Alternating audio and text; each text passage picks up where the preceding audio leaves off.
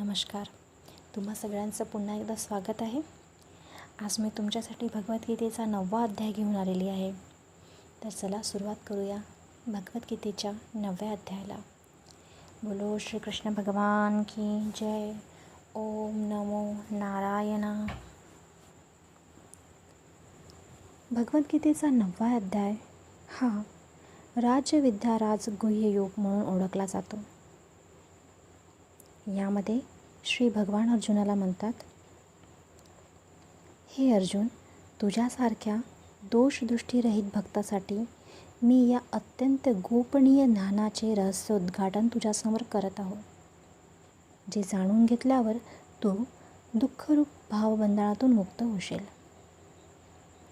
हे विज्ञानचे ज्ञान सर्व विद्यांच्या आणि सर्व गुण गोष्टींचा राजा, अतिशय पवित्र, अतिशय उत्तम, प्रत्यक्ष फळ देणारे, धर्मयुक्त, आचरण करण्यात अत्यंत सोपे व अविनाशी आहे. हे परतंप, या तत्त्वज्ञानरूप धर्मावर श्रद्धा नसलेले पुरुष मला प्राप्त न होता मृत्यूरूप भवचक्रात भ्रमण करीत असतात. मज अव्यक्त स्वरूप सच्चिदानंद घन परमात्माद्वारे हे सर्व जगात व्यापले गेले आहे आणि सर्व जीव माझ्या ठायी संकल्पाच्या आधाराने स्थित आहेत, परंतु वास्तविक मी त्यांच्यामध्ये स्थित नाही. ते सर्व जीव माझ्यात स्थित नाहीत, परंतु माझी ईश्वरीय योगमाया आणि माझा प्रभाव तर पहा की सर्व जीवांचे धारण व पोषण करणारा आणि सर्व जीवांना उत्पन्न करणारा माझा आत्मा वास्तविकपणे त्या जीवांमध्ये स्थित नाही. जसे आकाशापासून उत्पन्न झालेला व सर्वत्र वाहणारा बलशाली वायू सदैव आकाशातच स्थित असतो, तसेच माझ्या संकल्पनाद्वारे उत्पन्न झालेल्यांना सर्व जीव माझ्यातच स्थित आहेत असेच जाण. हे कौंतकेय, कल्पाच्या अंती सर्व जीव माझ्या प्रकृतीला प्राप्त होतात, अर्थात प्रकृतीत लय पावतात आणि नवीन कल्पाच्या आरंभी माझ्या शक्तीद्वारे मीच त्यांना पुन्हा उत्पन्न करतो. मी आपल्या त्रिगुणात्मक मायेचा अंगीकार करून स्वभावाने वशीभूत होऊन परतंत्र झालेल्या या संपूर्ण प्राणी समुदायाला त्याच्या कर्मानुसार पुन्हा पुन्हा उत्पन्न करतो. हे धनंजय, या कर्मामध्ये आसक्तीरहित व उदासीनप्रमाणे राहणाऱ्या मज परमात्म्याला ती कर्मे बंधनकारक ठरत नाहीत. हे अर्जुन, अधिष्ठाताच्या सानिध्याने ही प्रकृती अर्थात माझी माया चराचर जगाची उत्पत्ती करते आणि या कारणानेच हे संसारचक्र फिरत आहे. माझा परमभाव न जाणणारे अज्ञानी लोक मनुष्य देह धारण करणारा मज सर्व भूतांच्या महान ईश्वराला तुच्छ समजतात, अर्थात आपल्या योगमायेने जगाच्या उद्धारासाठी मनुष्यरूपाने व्यवहार करणारा मज परमेश्वराला साधारण मनुष्य मानतात. ज्यांच्या आशा व्यर्थ, ज्यांची कर्मे व्यर्थ, ज्यांचे सर्व ज्ञान व्यर्थ, अशा अस्थिर चित्ताच्या अज्ञानी लोकांनी राक्षसी, आसुरी व मोहिनी प्रकृतीला धारण केलेले असते. परंतु हे पार्थ, दैवी प्रकृतीचा आश्रय घेतलेले जे महात्मे आहेत ते मला सर्व भूतांचे सनातन कारण आणि अविनाशी अक्षर स्वरूप जाणून अनन्य मनाने युक्त होऊन मला निरंतर भजत असतात. ते दृढ निश्चयी भक्तजन नेहमी माझ्या नामाचे व गुणांचे कीर्तन करीत माझ्या प्राप्तीसाठी प्रयत्न करत असतात. ते मला वारंवार नमस्कार करीत सदैव माझ्या ध्यानात तन्मय होऊन अनन्य भक्तीने माझी उपासना करतात. काही ज्ञानयोगी मज निर्गुण निराकार ब्रह्माची ध्यानयज्ञाद्वारे अभिन्न भावाने पूजा करूनही माझी उपासना करतात आणि दुसरे मनुष्य नाना प्रकारांनी स्थित मज विराट स्वरूप परमेश्वराची पृथक भावाने उपासना करतात. श्रोत कर्म मी आहे, यज्ञ मी आहे, स्वतः अर्थात पितरांच्या निमित्ताने दिले जाणारे अन्न हे मी आहे. औषधी अर्थात सर्व वनस्पती मी आहे. मंत्र मी आहे. तूप मी आहे. अग्नी मी आहे. आणि हवनरूप क्रियासुद्धा मीच आहे. मीच या संपूर्ण जगाचा धारण पोषणकर्ता व कर्माचे फळ देणारा तसेच पिता माता व पितामह आहे.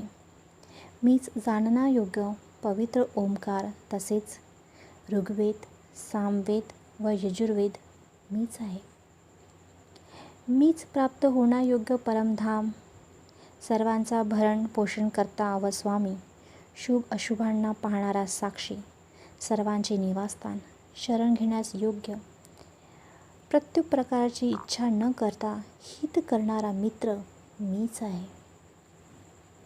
सर्वांच्या उत्पत्ती प्रलयाचा कारण, स्थितीचा आधार, निधान आणि अविनाशी कारण अर्थात बीजसुद्धा मीच आहे. मीच सूर्यरूप बनून तापतो आणि पाणी शोषून घेतो. नंतर मीच इंद्ररूपाने त्याचा वर्षाव करतो. हे अर्जुन, मीच अमृत आणि मृत्यू मीच आहे.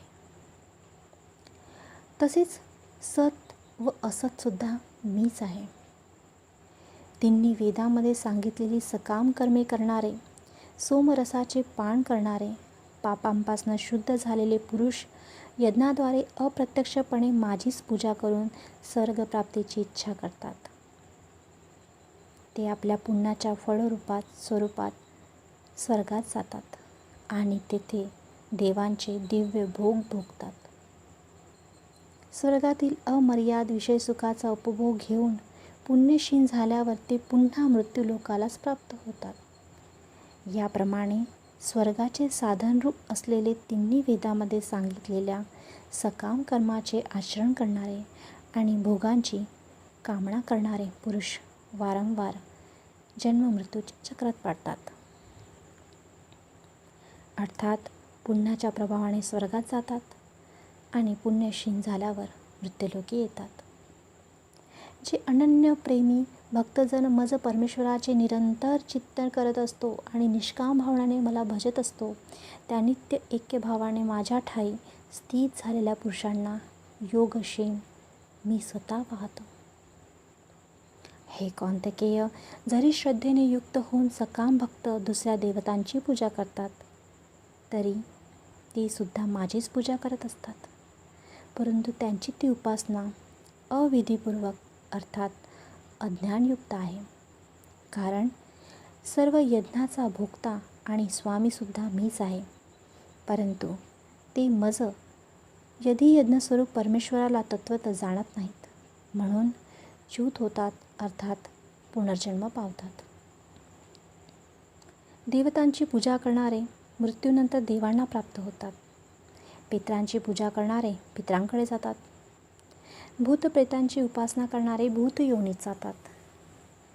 आणि माझी उपासना करणारे भक्त मलाच प्राप्त होतात. म्हणून माझ्या भक्तांचा पुनर्जन्म होत नाही. जो कोणी भक्त मला प्रेमाने पान, फूल, फळ, जल वगैरे अर्पण करतो, त्या शुद्ध बुद्धीच्या निष्काम प्रेमी भक्ताचे प्रेमपूर्वक अर्पण केलेले ते पत्रपुष्पादिक मी सगुण रूपाने प्रगट होऊन मोठ्या प्रेमाने ग्रहण करत असतो. हे कौंतेय, तू जे कर्म करतोस, जे खातोस, जे यज्ञ करतोस, जे दान देतोस आणि जे तप करतोस, ते सर्व मलाच अर्पण कर. असे केले असता शुभाशुभ फळ देणाऱ्या कर्मबंधनातून तू मुक्त होशील. हे कर्तृत्व व भोगभूत यांच्या संन्यासाची सोपी युक्ती तुला सांगितली आहे. म्हणजेच मी तुला आज संन्यास योग सांगितला आहे. या युक्तीने तू कर्मबंधनातून सुटून अनायास मलाच प्राप्त होशील. मी सर्व भूतांच्या ठाई समभावनाने व्यापक आहे. मला कोणी अप्रिय अथवा प्रिय नाही. परंतु जे भक्त मला प्रेमाने भजतात ते माझ्यात आहेत आणि मी सुद्धा त्यांच्यात प्रत्यक्ष प्रगट आहे. जर एखादा अतिशय दुराचारीसुद्धा अनन्य भावाने माझा भक्त बनून मला भजत असेल तर तो साधूच समजला पाहिजे. कारण तो यथार्थी निश्चयी पुरुष आहे. अर्थात त्याने असा दृढ निश्चय केलेला असतो की परमेश्वराच्या भजनासमान दुसरे काहीही नाही. तो लवकरच धर्मात्मा म्हणजेच सदाचारी बनतो आणि त्याला शाश्वत परमशांती लाभते. हे कौंतेकेय, तू निश्चयपूर्वक हे सत्य जाणून घे की माझ्या भक्ताचा कधीही नाश होत नाही. हे पार्थ, जे माझा आश्रय घेतात, ज्यांचा माझ्या ठायी सर्वस्वी दृढ भाव आहे, मग ते जरी पापयोनीत जन्मलेले असले अथवा स्त्री, वैश्य, शूद्र असले तरी परमगतीस अर्थात मलाच प्राप्त होतात. तर मग यात काय सांगायचे की पुण्यशील ब्राह्मण व राजर्षी भक्तजन मला शरण येऊन परमगतीस प्राप्त होतात. म्हणून तू सुखरहित व क्षणगंभीर अशा या मनुष्य शरीराला प्राप्त झाला असल्याने निरंतर माझेच भजन कर. सदैव माझे स्मरण कर. माझा भक्त हो. माझी पूजा कर. मला नमस्कार कर. अशा रीतीने आत्म्याला माझ्या स्थित करून मतपरायण होऊन तू मलाच प्राप्त होशील. तुझं कल्याण होईल. इथे श्री भगवान श्रीकृष्ण आणि अर्जुन यांचा हा संवाद संपतो आणि हा अध्यायही इथे संपतो. पुन्हा मी तुमच्यासाठी भगवद्गीतेचा दुसरा अध्याय घेऊन येईल. तोपर्यंत नमस्कार. तुम्हाला जर हा व्हिडिओ आवडला असेल तर लाईक, शेअर आणि सबस्क्राईब करायला विसरू नका. बोला श्रीकृष्ण भगवान की जय. ओम नमो नारायणा.